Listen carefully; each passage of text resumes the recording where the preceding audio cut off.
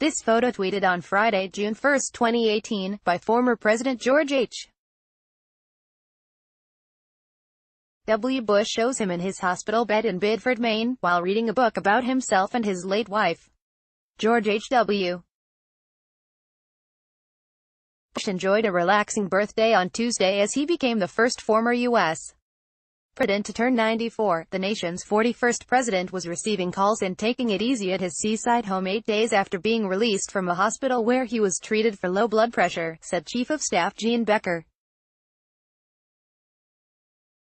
Several of his children were in town, including former President George W. Bush. Another son, Neil Bush, called on people in a newspaper opinion piece to volunteer and to become a point of light. As president, Bush encouraged others to be points of light, reflecting his belief that people need to help out in their communities. Bush became the oldest U.S. president months ago and is the first to celebrate a 94th birthday, said spokesman Jim McGrath. Former Democratic President Jimmy Carter isn't far behind, at age 93, and he'll celebrate his 94th on October 1. Two other former U.S. presidents made it to 93, deceased Republicans Ronald Reagan and Gerald Ford.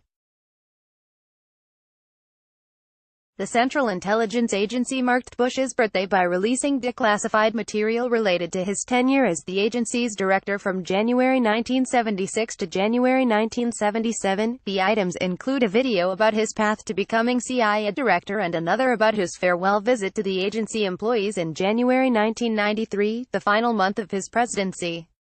Related to that visit is a copy of a schedule for a briefing over lunch to discuss Iraq, Bosnia, Somalia, counterintelligence, counter-narcotics and SysOps, an apparent reference to former Soviet states.